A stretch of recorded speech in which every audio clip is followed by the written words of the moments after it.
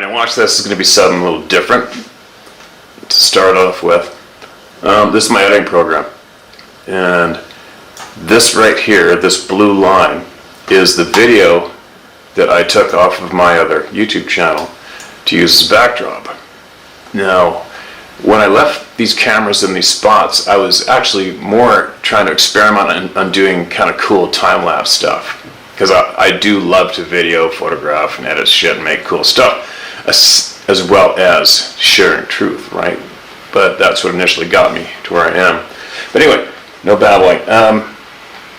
Had a few people email me that they can hear wood knocks and stuff in the background. I'm like, what? No way. And I can't believe I've never actually looked into these videos I've left. So this is what I'm going to do. And this will be easy to see if there's sounds during this, whatever it is. It's an hour and 20-minute video. So what you do is you take the audio out, right? And you see if maybe there's any lines in there. Oh, they're not showing up right here. I wonder why. Oh, here we go. No? Alright, now I can somewhat sort of see, maybe. No, I couldn't see it in here. Alright, let's go back. Put the audio back in there because I swear I could see where there's sound showing up in the clip. But not now. What the hell's up with that? Okay, here they come. They're showing up again, right? And no, I can't blow this area up. I can make the screen full screen, but I can't blow this up. But I can see there's sound, two sounds right here. There's a sharp one right there. There's 1, 2, 3, 4 there, spaced out evenly. There's another sound there. And way over here, there's one here. And we're talking like, this is what? This is at 1 hour and 13 minutes, there's a sound. 1 hour and 3 minutes, there's a sound. 54 minutes and 54 seconds, there's a sharp sound. So it's not a repetitive sound from the river, right? Now the audio is going to suck because it's laptop speakers, but I'll crank up the laptop speaker. And then I'll go into the audio here and I'll crank up the video audio, crank it up there. So that green line is just the audio level as I'm manipulating the audio, right? See that? Now I don't know if you guys can see it, but there's a sharp line right here. So let's listen to it and see what it is.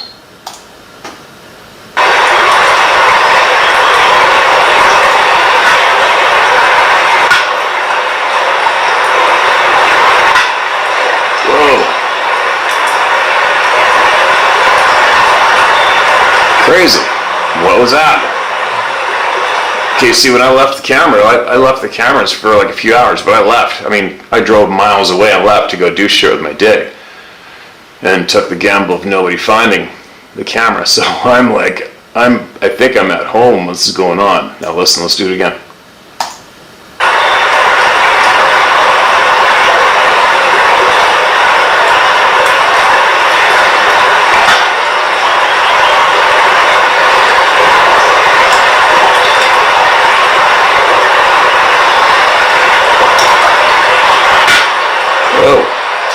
Crazy, huh? This is the first time I've ever done this. I don't know why I've never even looked into just looking at the audio map before. So let's look. Oh, there it goes again. Let's keep listening. Oh, there it goes again. What the hell's going on?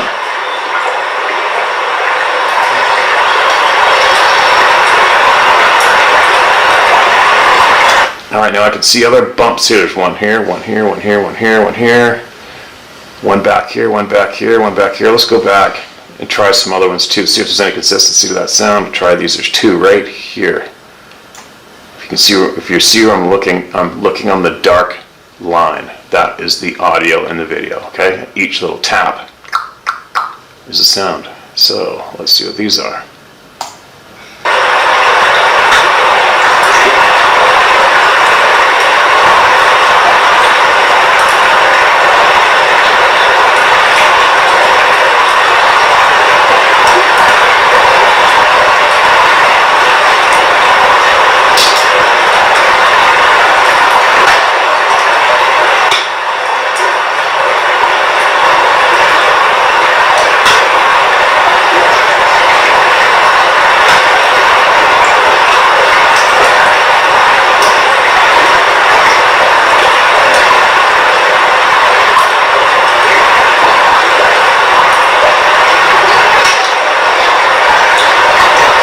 I don't know.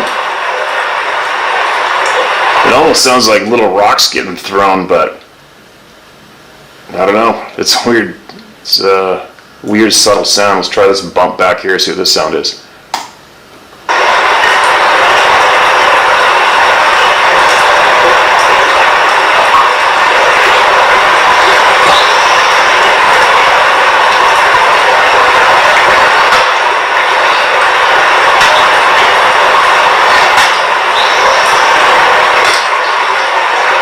Weird. It's not water. It's too random. Like it's not water dripping, you know what I mean? Let's try this sharp one way down here at the end. Right about there, I'll try it.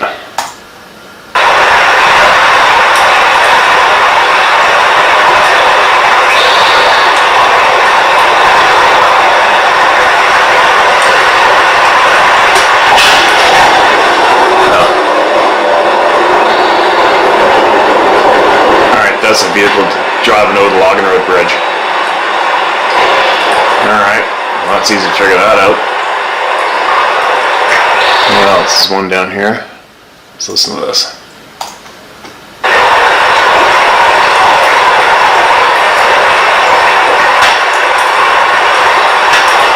Weird.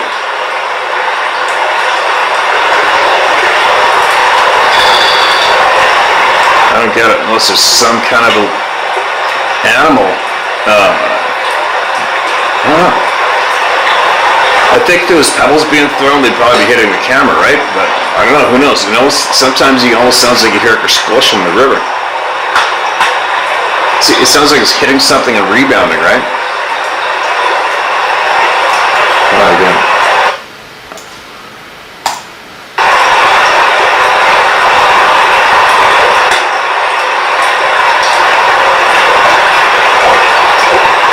Hear that in the water right there?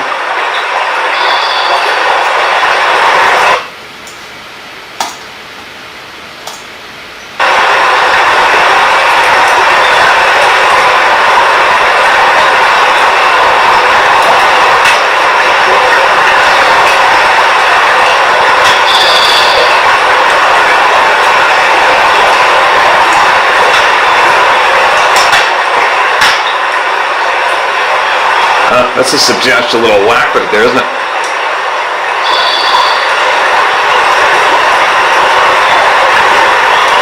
Weird. Now I think, actually, if I take the audio out, and then, there we go. I wonder if that'll show up. No, that's not showing me the sound. So obviously I'm not the wizard, right? Like some of these people on, oh, there it is.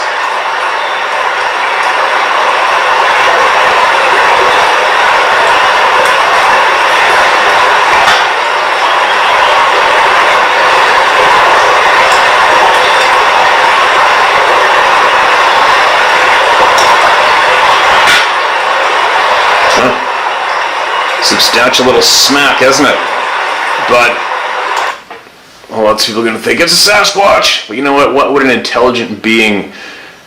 I don't think an intelligent being would be hiding fairly close without cover. I mean, that's underneath the bridge, logging road bridge.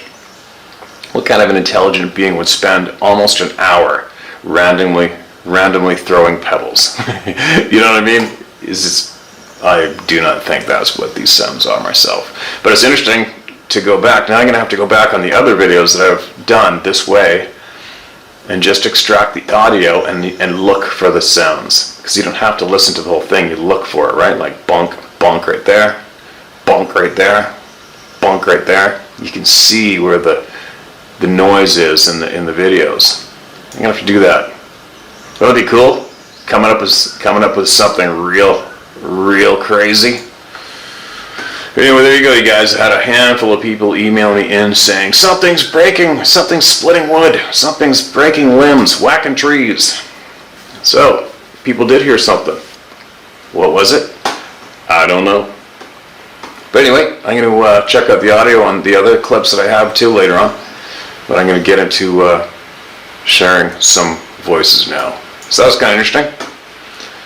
who knows? Maybe we'll get something real cool one day. Maybe I should do this more often, right? Use a high def camera and leave it running with a big battery and a big 128 gig card and let it rip. Anyway, let's get on to hearing some voices.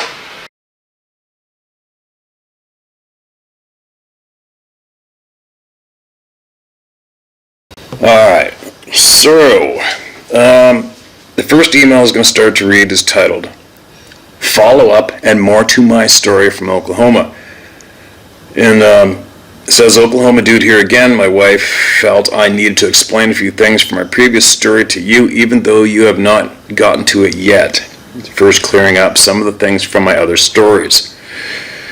Alright, so unfortunately, when I saved this, it's all it says is from, and then Oklahoma dude at the end, and there's no email on this in my notes. So I tried to search the word Chass in my inboxes. No luck. Alright, you guys, that's unfortunate. So I'll start this again. I'm going to read this anyway. And for the original emailer, just so you know, that's what's going down, alright? So let's hear what we got. I never felt fear in my encounters. Curiosity, yes, but fear, no. Even when it, unseen, got in the middle of all of us and I screamed. I was never afraid. The elder said it was because you are small like a child and they want to protect you. As I explained, I am a dwarf and look young. The one that got in the middle of all of us while we were hunting, none of us saw him/her even though we were using spotlights to try and do so. The one I whistled at to get a better look at, when he turned to look at where the whistle came from, he turned his whole upper body like he had no neck. Both those encounters, everything went silent. The tribal elder had told me that he bet the big guy knew I was there and where and just didn't care. Now about the elder of the tribe telling me about them. He said, the red ones travel like the tribes did of the old. I know you don't follow the idea of them migrating. He assured me they follow the mountains back and forth, but only the red ones. He said the brown ones and the black ones are always here and never leave and love to cause mischief and tease people. Now, as to why I remain anonymous, I made a promise to my dad, and I take promises very serious. He made me promise not to tell my name when relating the story, but he didn't mind telling me the where. My wife and I are pagan by belief, and we are always walking in the woods picking up things people would find odd. We love finding feathers and consider them gifts from the woods. Well, I moved into my mother and father's house on the mountain, and we continue looking and walking in the woods. All we've been finding, feathers left on our front porch. This is a recent thing. Well, 2 days ago we found several feathers from different birds in a pile near the door. My wife said I needed to tell you this as we both listen to your YouTube channel. I've been reaching out to them and trying to make contact. No, I'm not scared and would really love to talk to one. I had a very vivid dream, and I mean very vivid. I heard something like a dog lapping up water behind me, and a voice asked, "Are you not scared of me, little one?" I responded, "No, I'm not scared for me, but my dog, my wife, and my mother, yes."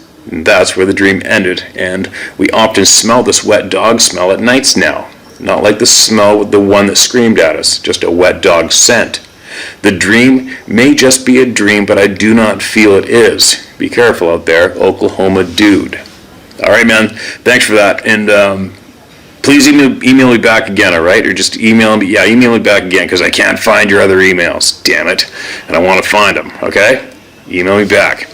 All right, now I stand corrected. So I did a search in my red emails, and I found an email from you, and it says read, and I actually saved it. It says that I read it October 28th, 2021. So that's where you're going to find the original email, all right? Read online. I'd imagine it's going to be October 28th, 2021, or on the 29th. I wonder if I should read this again anyway. I guess I probably could, couldn't I? All right, I'm going to read it again. All right? All right, here we go. Bigfoot experience in Oklahoma. Apologies, I sent this to the wrong email address. Hi, please keep my name out of this, but feel free to discuss state, county, and nearest town. The reason I want to remain nameless is I promised my dad before he passed that if I tell people of the stories, I would keep our names out of it. I shared this story with another who told the stories, but the more we can get to hear our stories, the better. No? Just call me Oklahoma Dude, please. I live near a small town named Wilburton. It is in the tail end of the Ozark Mountain Range. Well outside of Wilburton is a huge state park and wildlife area, and we all hunt there. I always noticed my dad would do some odd things, like every few years he would go elsewhere to hunt, not in our mountain range. He would never tell us why. He would just pick us a place to go that was not near the property on the mountain. Well, we all went hunting one year, and we made it to our tree stands well before dawn for deer hunting. Well, every day I had a pair of gray squirrels that would come play with me in the tree every day. They would hang around and even eat lunch with me. I always packed some snacks. Well, one day, it was slightly foggy and really dark. Well, there were 6 of us not far from each other. My dad was in a tree stand not 50 feet from mine, slightly to the left and forward, and my brother was 50 or so feet to my right. All of us on well-traveled deer paths. We have never had a problem getting our deer for each season. Now, before I continue, let me explain. We were all adults. 2 of us were military, and all of us knew damn well what was what in the deep woods here. About 30 minutes until dawn started. The squirrels I was playing with hunkered down on the branch we were on and stiffened out. I'd never seen this behavior from squirrels before. I was talking to him and petting him, and nothing would make him move. No way, that's crazy. Then I noticed everything had gone quiet. The bobwhites had stopped calling, as had all the other small birds. Everything had stopped moving and was deathly still. Then the smell hit us. It was like rotten eggs, garbage, and a skunk all mixed together. It could only make one's eyes water from the smell. Then the chatter on the radios went wild. My brother said, "Something big just came through and I couldn't see it." I still cannot see it. "Little man is headed your way." Little man is my brother's nickname for me, as I have a type of dwarfism, but I reach 5 foot tall. The tallest end of the scale to be a dwarf. Well, I heard it, and we all know skunks, badgers, and squirrels can make one hell of a racket in the dead leaves and brush, so I was only thinking it was one of these, and from the smell, I was betting a badger. My dad called, "Kiddo, are you okay over there?" Well, I was looking around without moving much, so maybe I could see what was going on. Then a tree between my dad and me snapped off at the ground and fell. This tree was as big around as my thigh, and it was a pine tree. It takes something big, and I mean really big, to snap one of those. Then the screaming started. I've never heard anything like it, and I've heard mountain lions and more. This screaming felt so unnatural that it has instantly invoked fear. So my brother, who served overseas during wartime, panicked, climbed down from the tree stand, and raced to the house on his 4-wheeler. He later told us he realized he was safer in the stand, but he couldn't think rationally after it screamed. He swore it kicked in his fight or flight mode and he ran. While it was screaming, we all knew it was between me and my dad, which means he was about 20 feet in front of me. And for the life of me, I could see nothing that broke the tree, nor what was screaming and shaking other trees. I called to my dad. "Poop deck, what the hell is that thing?" He asked. "Can you see it?" I replied, "No, sir." He said, "Stop looking for it, stay in your stand. It'll leave once it gets good light and we can go back. There's no hunting with them in the woods." Let me read that again, that was all in a quote. He said, quote, "Stop looking for it, stay in your stand. It will leave once it gets good light and we can go back. There's no hunting with them in the woods," end quote. I kept asking him, them who, but he wouldn't answer me.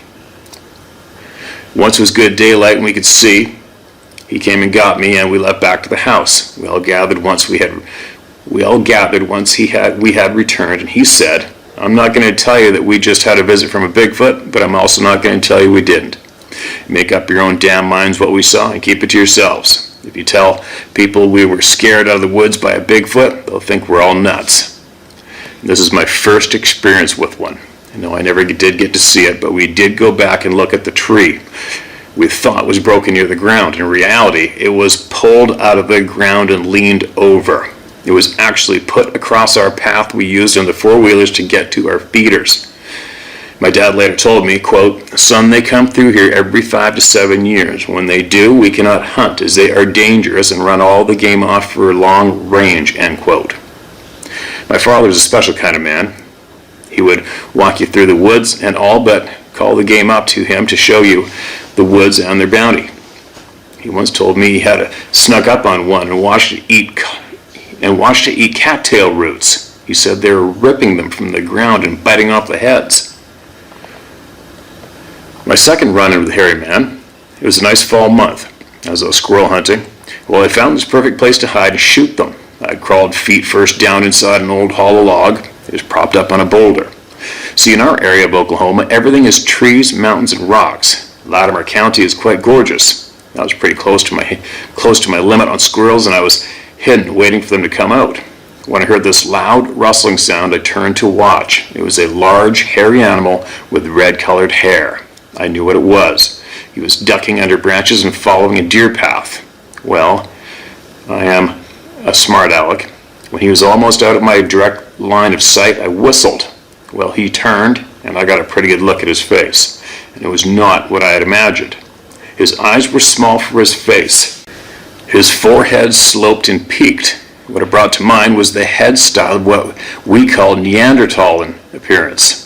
I saw no ears but a large flat nose. He was flaring his nostrils and standing perfectly still. I held as still as possible, not wanting to scare him off and miss a chance of looking him over. This was in the mid-90s when no one had easy carry cameras, so all I could do was watch. As I was getting my good look, he and I both heard my dad's four-wheeler coming. He broke into a run that caused me to lose sight of him quickly. When my father arrived, I explained that what I had saw and which way he went. He shook his head and asked, quote, "You said red hair, right?" End quote. I nodded, so he flatly replied, quote, "Well, we won't be hunting up here anymore this year," end quote. We went back and made squirrel dumplings and started talking of where we're going to go hunting this year. One of the things I need to mention is I'm half Native American from the Choctaw tribe. I went to one of the tribal elders who was a good friend. He sat me down and we talked. He called them by a name, and no, I cannot remember what he called them. He explained that there are different types of elders of the woods. The red ones are warlike and cannibalistic. They call them elder brothers of the mountain, or red-headed cannibals of the mountain. While the black ones are more friendly and helpful and watch over the forest. We call the black ones elder brothers of the woods. He explained the black ones are here all the time, but the red ones are migratory and travel like the tribes did in the days of old. He explained the black ones and the red ones hate each other, and the red ones are much bigger and more aggressive than the others. When the red ones are in the woods, hunting is scarce and we will not venture far from home. My friend died not long after this, as he was ancient. He was overtending and watching a native burial ground.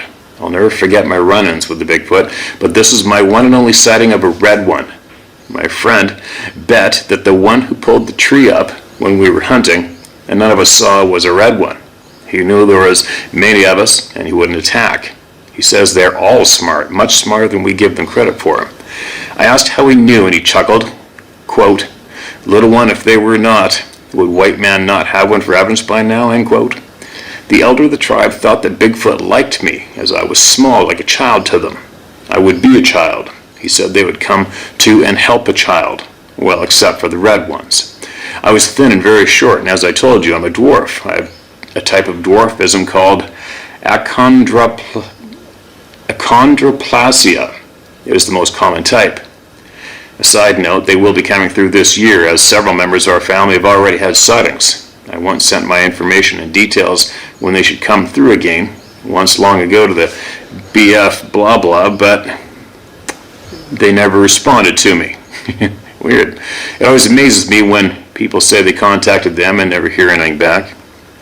For your own information and contact. Okay, man, appreciate it. And I do remember reading that one.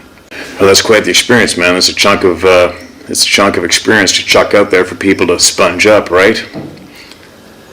And then, you mentioned in the other email, the later one, about me not being on board with the migration thing. No, I'm not on board with an actual migration as in they're following game trails across the states and provinces or whatever.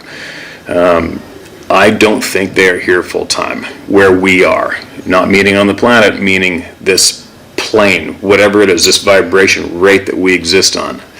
That's what I'm absolutely convinced of that myself. Teach their own, it's my ride, my puzzle. And yeah, there's a lot of people out there who have had, rural properties for literally 3 or 4 generations and non-stop hunting their property or farming it or ranching it, and all of a sudden, boom, they run into one of these beings. And how many times we heard of the look on the face of the being as in them being in shock. And another thing too is I like to refer to is the one with the woman. I forget where they were. I know they're listening. And they saw the son said there's a man on a horse out back or something.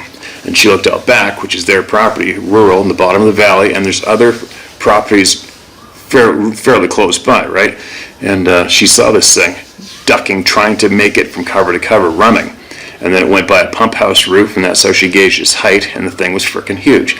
And like I said earlier, you don't get caught in the middle of human neighborhood in broad daylight if you're that intelligent and then act like you're shitting yourself trying to get out of there. How did you do that? There's no way, because first off, to get there, you would have to come over the height of land to get into that valley, or up the valley from the bottom, where there's roads, power lines, and homes and driveways, right? Humans are the easiest beings ever to avoid. Easy. You're coming up over I've said this before. What I'm getting at is that story for me is a real good reference to deliver what I feel is how these things show up, right? They just show up where we are. Who or what controls it, I'm not absolutely certain myself, but there's just too many clues for me that proves for me that these beings they're popping up from somewhere else. It just that makes sense to me at the stage of the game. So when I hear, and I respect everybody's experiences, I mean, maybe there is some beings out there that do migrate. Like they got to walk on their feet and follow a game trail and migrate up and over a pass. Maybe they do. I don't know. But for me, at this stage of the game, there's just too much evidence that proves to me, shows me that they're showing up from somewhere, right? But anyway, thanks for sending that, man. If you did send more and I missed them, send them again. All right? It sounds like you've missed a couple of them, me reading them, so send them again. But absolutely appreciate you sharing that, and have a lot of respect for your dad.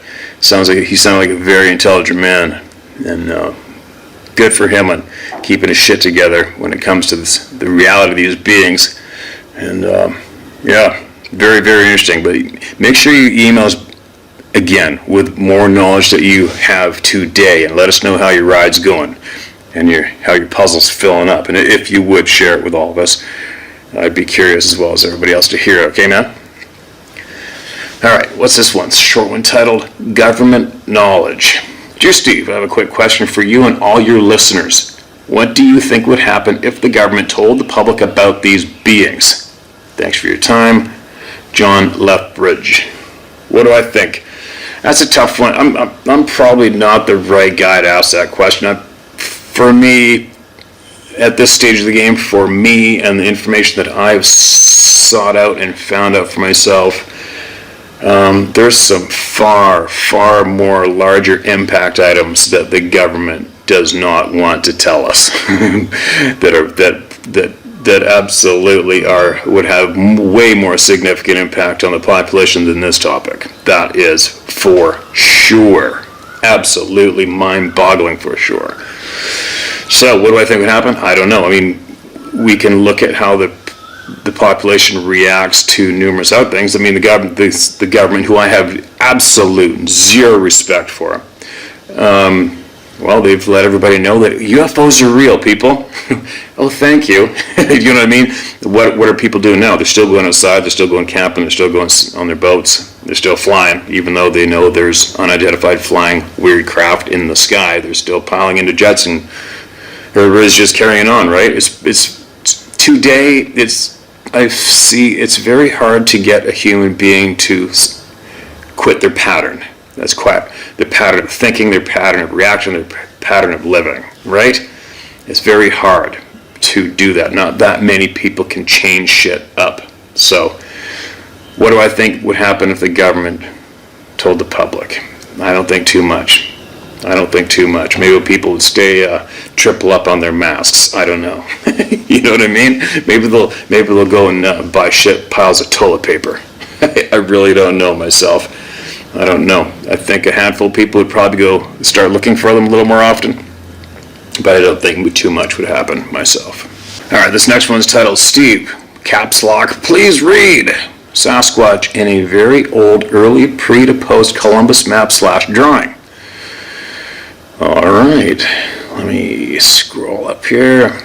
Steve, hello, I hope this letter finds you well. The other day I was logged on to an online auction site and I was bidding on some very old books and manuscripts from the early 1650s to the early 1800s, diaries, maps, old Jesuit priest writings, etc. I'm doing some personal research on Native American population counts in the North and South America pre-Columbus, as well as research on vegetation and food sources that were pre-Columbus. But it is so interesting. If I told you how many people inhabited both continents, North and South America, from tip to tip pre-Columbus, you probably wouldn't believe me, because there is really no evidence that they were ever here after the first 100 years or so after first contact. Anyway, I'm bidding on some things, and all of a sudden I see these sketch drawings that were published by a German printer / publisher. It's one of those days for me. His name is Johann Ludwig Gottfried, who was a German publisher who had received paintings and records from both the French and English expeditions to settle colonies in America in the mid to late 16th century. The illustrations from the expeditions were Jacques Lemoyne's Demargues,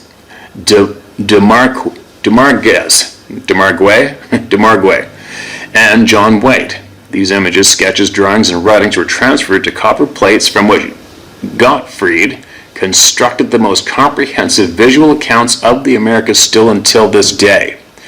He also included illustrations from other European artists based on textual descriptions, thus the images of mermaids or dragons that you see depicted on old maps of the day. Gottfried handled all of the editing and translation as well. So, here I am bidding and all of a sudden, a new lot comes up for bid and is pages from a first edition of this collection. There are about 8 different pages with black and white illustrations on them. They were of natives meeting the explorers, drawings of what they were wearing, etc., etc., but then I see this drawing. This description is written in German, but here it is, Steve, and look who is right in the middle of the damn drawing. Why would they draw such a thing? I mean, honestly, I'd like to show this to anyone and have them come up with why in the year 1620 was someone dressed up in a monkey suit. My point being, if someone wants proof, here's their proof. Documented, published, historical record, plain as day. How can anyone dispute this? What would the argument be? That these artists and cartographers were somehow looking at a bear and mistakenly drew this? Bullshit. Steve, I was by myself in my office when this came up, and I actually stood up and started clapping and screaming out loud to no one. Oops, lost the page here. To no one, and pacing around in circles with my hands on my head for about 5 minutes. So here he or she is in all of his or her frickin' glory. Sasquatch circa the year of our Lord 1560. There you go. Right? There you go. There it is back then, and here it is here today all around us. Nothing's changed, has it? Crazy, isn't it? That's a crazy discovery, man. Good for you. What a crazy thing to be into. I don't even know, how would those items even come up for bid? That's crazy. You'd think a museum would have a hold of that shit. But anyway, absolutely appreciate that sleuthing and sharing with all the people. I'm sure they all appreciate it too. Good work, man. All right, here comes another one. I'm going to probably cut this short because I got to pack and then find some food, and then I'm starting my journey home. So I'm going to fly from here an hour, and then I've got an hour in another big airport. and then I think I fly 6 or 7 hours or something to Tokyo, and then I have to hang out in Tokyo airport for 10 hours. What the F is up with that? Anyway, so this is titled East Texas Bigfoot. Hello Steve, how you doing? This is Ray from Texas. I went back to visit my friend this past weekend in East Texas to see how things were with the Bigfoot that has been bothering her property. And now there has been a big piss. They found out there was more than one Bigfoot family. So now the problem has multiplied. They have reached out to neighbors who are also having this problem, and they're not getting no help from the police or any kind of state agency. You know, the Bigfoot are slapping the house, breaking the gates and fences. They're breaking into the garage and shed. My friend is making a video of all the Bigfoot encounters. She's going to show it to me before she shows the video to anyone. And she wants me to pass it to you also. This has a clear, perfect picture of these creatures. I'll get it to you ASAP. So hopefully in the next few weeks I'll be able to get that to you with a film. I think you're going to find it very interesting. I had a sighting, not in the woods, but out in the yard, and bright daylight. I was going to steal some chickens. Yeah, I could have taken a shot, but no, it kind of looked at me with a grin. And with a giant pair of leaps, it reached to the wood line. That SOB turned around to me and nodded to me as it went back into the woods. And I got the feeling that he probably figured I'll be back anyway. This is what will be going on here in East Texas, and hopefully you're doing good and everything is cool with you, and thank you for sharing my story. Thanks, bye.